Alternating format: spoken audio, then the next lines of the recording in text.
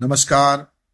हम दिलीप मिश्र आइ अहाँ लोकनिक समक्ष मिथिलाक नव निर्माण के आवाहनक संदर्भ में उपस्थित भेल छी।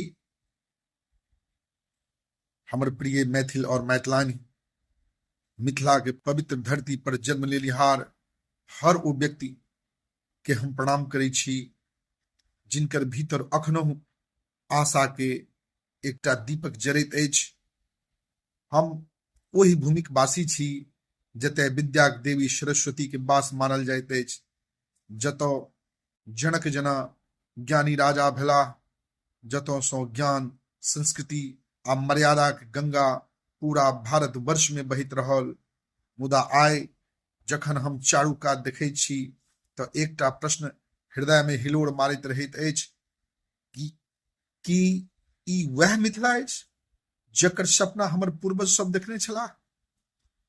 आइयो हमर किसान संघर्ष कऽ रहल छथि, हमर युवा रोजगार लेल पलायन लगातार कऽ रहल छथि, हमर बहिन सब स्वास्थ्य सुविधाक अभाव में जूझि रहल छथि।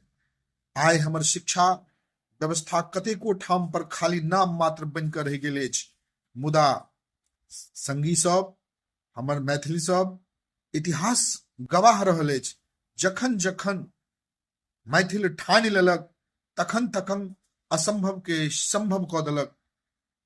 आइ हम सबके एकटा नव शपथ लेबाक जरूरत अछि, जाति सँ ऊपर उठबाक, धर्म सँ ऊपर उठबाक और एकटा नव मिथिला के निर्माण करबाक।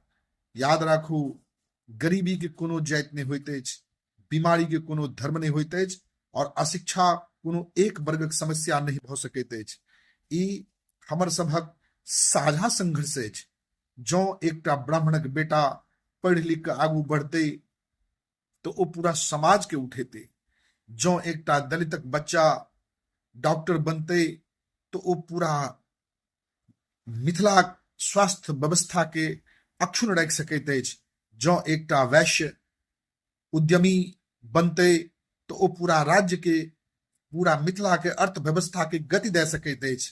तैं हम और हमर प्रयोग हेबाक चाही, मैं और मैं के प्रयोग नहीं। हम एहन बिहार या एहन मिथिला बनायब जतऽ हर गाम में अस्पताल होयत, जाहि ठाम बच्चा के गुणवत्तापूर्ण शिक्षा भेटै, जतऽ किसान के ओकर मेहनत के सही मूल्य भेटै, आ जतऽ युवा अपन राज्य में सम्मानजनक रोजगार प्राप्त कऽ सकै। हम हमर नदी सबके अभिशाप नहीं वरदान बनायब। हम बाढ़ि के आपदा नहीं अवसर बनाबी।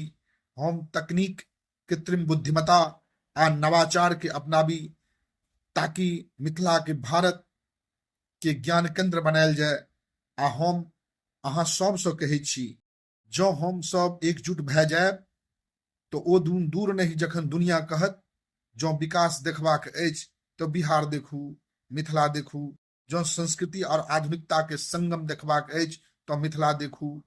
संगी सब, मैथिल सब, ई खाली भाषण नहीं अछि, ई एकटा संकल्प अछि। ई केवल शब्द नहीं अछि, ई आबै वाला पीढ़ी के भविष्य अछि। आइ हम सब मिलके प्रण ली, नहीं तो जाति के नाम पर बटब, नहीं तो धर्म के नाम पर झुकब।